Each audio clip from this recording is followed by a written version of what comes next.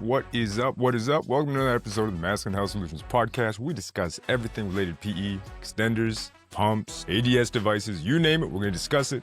Cock rings also has come up in the last episode. Combining that with pumping. If you're interested in that, be sure to check out the previous episode to this one. However, today I'm going to be answering an email that I got. I answered the guy. And again, if you guys got any questions, you want to know more, be sure to book a consultation for half an hour if that's what you want to do. And if you want to get in shape, get your schlong bigger, stronger, more powerful, be sure to get at me too. And we could definitely get that set up and get your coaching started so you can get on the right path and start making some of these gains. Some like the way that other guys have already started, you can start doing that as well. Anyways, on to the topic at hand. The first thing that I want to discuss today is extenders, right?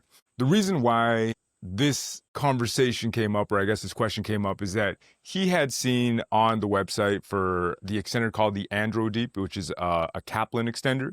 He said that you can wear it and it's pretty incognito. You can wear it underneath your clothes, you're good to go. And that's kind of where I'm like, wait a minute, let me take a look at it, right? So I went, it's got the typical design, two rods on the side, on the, what's it called? Not anterior, is it? Yeah, the anterior part right underneath the glands is where you got the strap, right? And then you got the base, typical plastic kind of housing thing for the base of your cock. All that good stuff, right? Is it a bad model? It's not one that I would invest in. It kind of reminds me of the one that I bought way back in the day, right? The OG, old school extenders, where they do work, but at the same time, it's not going to generate the amount of force that you're looking for, or that I think is going to be necessary for you to make the gains that you want to make, right? So that's kind of why I told him, I'm like, bro, if you're going to invest whatever amount of money into like a Kaplan product, they are a little bit on the pricier side. I would just get that money and invest into an Epic extender, right? Reason why I got the Epic extender myself is just that it generates way more force. It's an awesome design and it's relatively, well, I'm not gonna say inexpensive because you do got to invest in yourself if you want to get the most out of your PE journey, out of your PE workouts and get the gains that you're looking for, right? But it's something that's worth its weight in gold, right?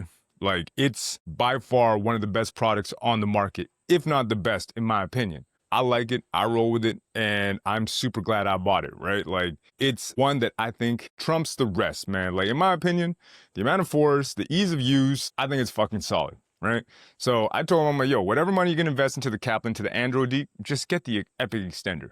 In my opinion, it's the best on the market. However, the other thing that I want to discuss as well is that for some reason they market it as being, easy to use and sleek and to the point that you can use it underneath your pants like all day, every day. Here's why that's bullshit. If you're gonna put two rods in your pants, it's gonna be pretty fucking obvious, right? It's gonna protrude, you're gonna try to do normal things throughout the day, and it's gonna stick out like a sore fucking thumb. So I would highly recommend not getting that. If you do wanna rock something all day, then you're gonna be looking at an ADS, right? Something that's a little bit, not malleable per se, but something that's a little bit more flexible. Something that can move around, when you're doing different things, whether you're walking. Obviously, you're not gonna take it to the gym. If you did, that'd be retarded. You might just lose your dick. Right? It might just get ripped off the base of your body. But no, all jokes aside, I would not ever work out with one of these devices. I don't care how passive or how good it is. The only one that I think you might get away with is like a ball stretcher, right? But it even depends on the length of what you're looking at or what you're looking to use, right? But I would not recommend using any of these devices in the gym. Right. So that being said, if you are going to use something all day, I would go with the ADS. All day stretcher. Is it really going to help to make gains? I don't really think so. I used my ValueMax ADS for about 2 years. Was it uncomfortable? At times, yes, but you get used to it. But it's not really going to provide the amount of force that you need. Better said, if you are looking to make length gains, nothing's going to trump using a powerful extender or using a hanging device, right? Whether it's a compression hanger like the one that Rob from P Hanger has created, or if it's a bib hanger, right? Which is the OG hanger, or if it's a vac hanger like the one from my boy Daniel Gray from Jellic to Gain. It really doesn't matter what you go with. LG hanger, there's a whole bunch of different options out there if you are looking to create more length, right? If that's what you're going for, you want to create more, it's an excellent way to go about it, right?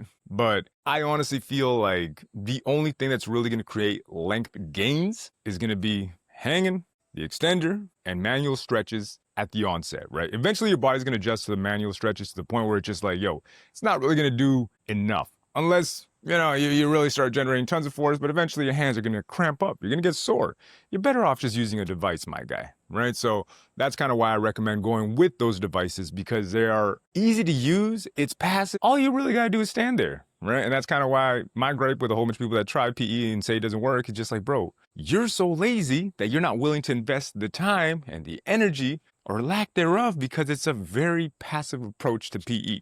Right? But I digress. If you're looking to make length gains, I would go with those two things. And then I would just use the ADS device post-workout. And that would be more than anything, just to keep the turtling at bay. And honestly, when it comes to the ADS, the only thing that I think I really benefited from it, now looking back in retrospect, was probably just, flaccid gains, right? Which is awesome, right? If you're looking for flaccid gains, but honestly, when you pump, you're gonna get those flaccid gains, and it's gonna be a lot bigger, juicier. It's gonna look a lot better too, right? So if you were to invest into an ADS, I would make sure that I had my length workout down pat already, right? And just use that as a complementary or an accessory exercise. But it's not one that you can really use as a fundamental part of your PE workout program or workout regimen, right? So I would not go with it from that perspective. Right. Anyways, going back to the use of an extender all day, it really depends. Because I wanted to go back to that. Like, there are situations where you can use it, but honestly, if you're working from home, kind of like Miguel, the guy that I interviewed on the podcast in the past, he said he was working from home, easy to use, right? You can just use it all day. Nobody's gonna notice. Nobody's gonna care, right? Your wife might look at it and be like, "Yo, why you got this torture device strapped to your cock?" Right? But that's a different story. But you're in the privacy of your home. That's kind of why it's not that big a deal. Right? Whereas if you are going to be at work or in a public space, I'll just wait for that car to go by, it's going to be a completely different ball game, right? You can't be walking around the office or the cubicle with, this thing just hanging out your trousers, right? It's going to be obvious. It's noticeable. It's conspicuous. I would highly recommend not doing it.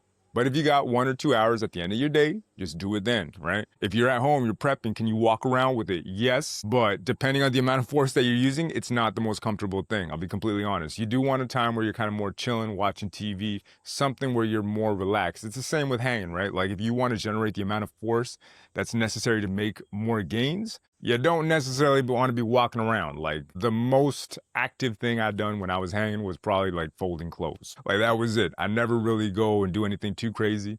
I don't walk around with it really. I might, walk to the kitchen, get some water, whatever. But you're not really going to be using it to do a whole lot of activity, right? You're going to do it from very passive, chilling on the couch kind of approach. You're not doing too much, right? So that's something you got to keep in mind. And again, depending on the work that you do or your lifestyle, it's not really something that I would recommend taking out into the public. However, there are guys that I've talked to who are like, hey man, well, I work in a situation, like one dude was a butcher, if I'm not mistaken, and he would wear this thick apron, right? And he told me that he would hang / use an extender underneath that big ass apron all day. I'm like, bro, how'd you do that? Like, he just told me he got used to it. He made sure that he had different ways to work around it, and he just said that the hardest thing with like the extender, or even with hanging as well, is just using, when he had to bend down or bend over to get something. He's like, yeah, that would cause a little bit of difficulty, especially with the extender, because, when you bend down, there's no give, right? So that's something to keep in mind. And again, like I've said before, if you want your PE workout to be effective, to give you the gains that you're looking for, you got to make sure that you're comfortable when you're doing it. It's got to feel almost pleasurable at the end of it too. Like, again, going back to one of my clients that I'm working with, he's been talking about how like now pumping used to feel kind of uncomfortable, painful at first, and now it's to the point where it feels pleasurable, right?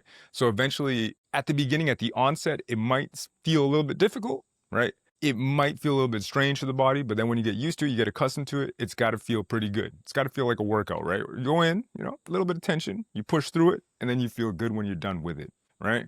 But that's pretty much all I'm going to discuss when it comes to extenders, to the ease of use, and to if I would use it on a day-to-day basis at my job. If your job is an active job, I would highly recommend not using it. If you're able to work from home, or if you just got 2 hours, an hour to spare at home, that's the best time to use the extender. Do I think any extender, if it's a heavy duty extender, one that's going to generate the force that you need, is it something that I would wear out in public? Probably not, right? If you got the 2 rods on the side, it's going to pop out, bro. So again, if you don't mind that, you're cool with it, all you, right? But if you don't want to catch an HR charge, it's probably best to just use it at home. All right. So that being said, choice is yours if you want to use it or not.